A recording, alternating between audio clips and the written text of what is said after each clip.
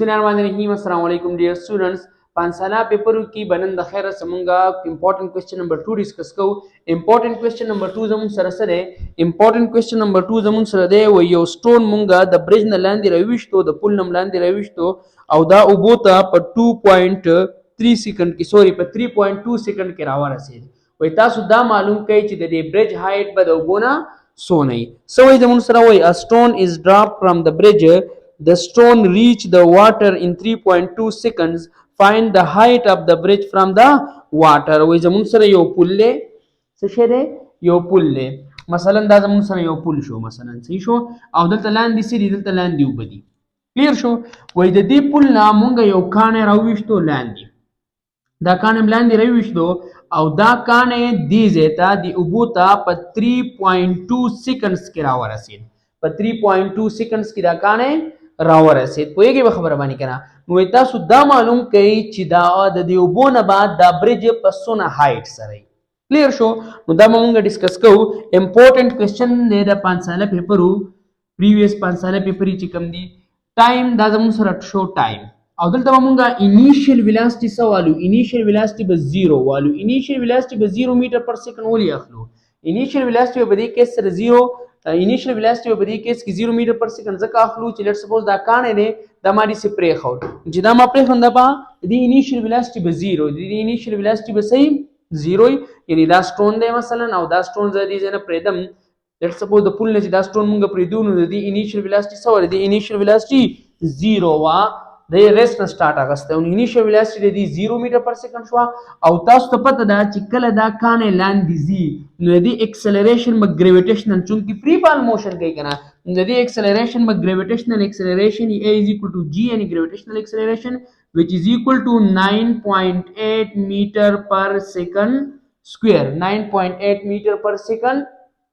square clear شو کنه acceleration is equal to gravitational acceleration which is equal to 9.8 meter per second square مطلب دا دی چې په هر سیکنډ کې بعد دی په ویلاسټي کې 9.8 انکریز راځي clear شو نو ټایم 3.2 سیکنډ acceleration 9.8 meter per second square او معلومول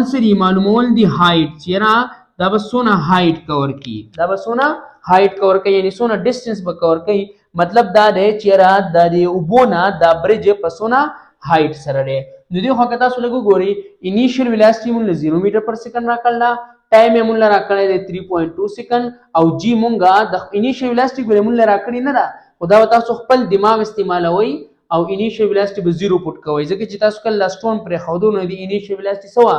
0 وا ټایم زمون سره 3.2 سیکنډ یعنی 3.2 سیکنډ کې وبوتا را رسیدلې او جی چې کوم دی دا 9.8 چونکی فری فال موشن دی نو فری فال موشن کې هو جی دا کانسټنټ 9.8 میټر پر سیکنډ سکويري څه خلک دا 10 میټر پر سیکنډ سکوير اخلي هغه څه خبره نه ده ریکوایرډ څه شی دی هایټ ریکوایرډ دی یعنی ډیسټنس ریکوایرډ دی چې دا به څونه ډیسټنس کور کوي څونه هایټ به دا کور کوي دا سټون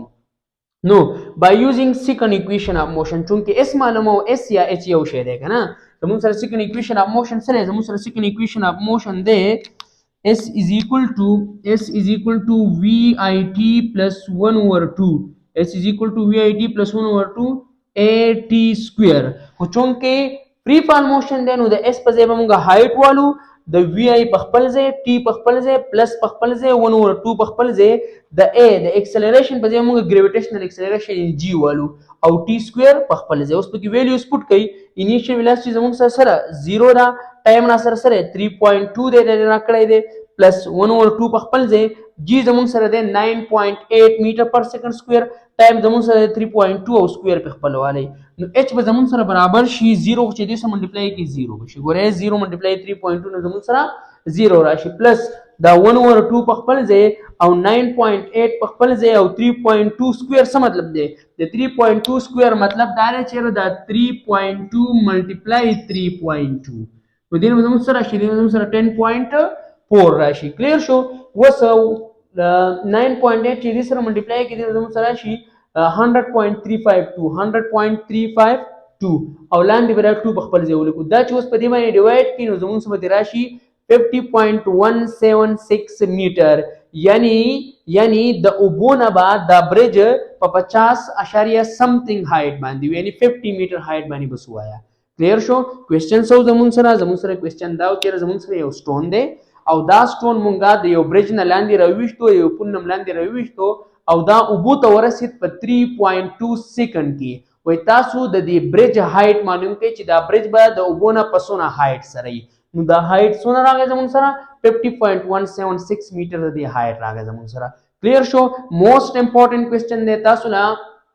ټایم بدلول هم دته شي کېدای شي داسې ته ووایي چې په 5 سکنډ کې رسېدلی دی په 10 سکنډ کې رسېدلی دی. کلیر شو. ټایم دې ته بدلولی شي خو نور طریقه به ټوله دقه وي.